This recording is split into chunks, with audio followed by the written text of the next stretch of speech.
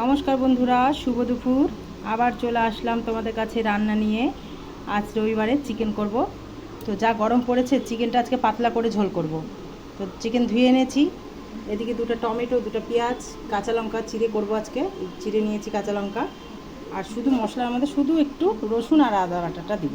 তো সঙ্গে থাকো, রান্নাটা দেখতে থাকো বন্ধুরা। তো দেখো বন্ধুরা, আগে একটু আলুটা ভেজে নিচ্ছি। আলু না দিলে তো চলেই না, আমাদের বাঙালিদের তো আলু লাগবেই। তো এই দেখো আলু ভেজে নিচ্ছি, আলুটা উঠিয়ে নেবো এখন। আলুটা ভাজা হয়ে গেছে। ওই তেলেই শুকনো মরিচ ফোড়ন দিলাম, তেজপাতা,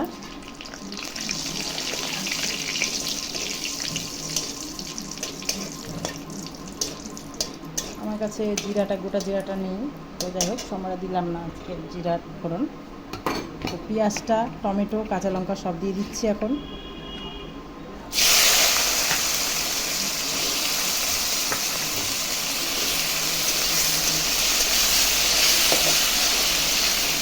পেঁয়াজটা, টমেটোটা, কাঁচা লঙ্কাটা একটু ভাজা ভাজা করে নিচ্ছি।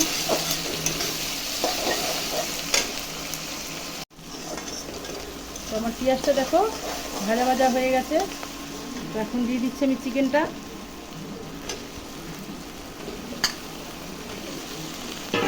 আর এর মধ্যে এই যে আদা রসুন বাটাটাও দিয়ে দিচ্ছি। এখন হলুদ দিয়ে দিব পরিমাণ মতো, স্বাদ মতো নুন দিয়ে দিচ্ছি আধা চামচ, আর একটু জিরার গুঁড়া দিয়ে দেবো।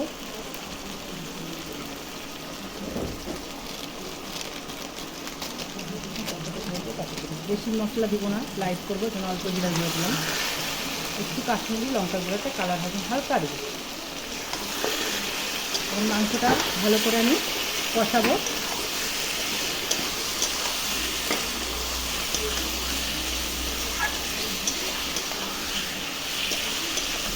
মিনিট 5 আর মাংসটাকে ভালো করে 5-10 মিনিট ভালো করে, 10 মিনিট তো লাগবেই, 10 মিনিট ভালো করে আমি কষিয়ে নিচ্ছি মাংসটা। তো দেখো বন্ধুরা, মাংসটা কষে আসছে আমার, আর একটু কষাবো। তো আলুটা এখন দিয়ে দিচ্ছি আমি, ভাজা আলুটা দিয়ে আরেকটু কিছুক্ষণ কষাবো।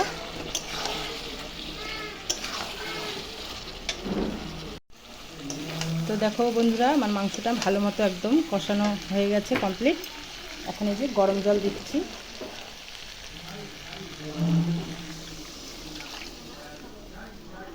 তো দেখো বন্ধুরা, আমার ঝোল ফুটে গেছে, মাংসের ঝোলটাও হয়ে গেল।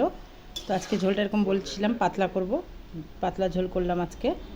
তো একটু গরম মশলা দিয়ে দিচ্ছি, গরম মশলা দিয়ে দিলাম।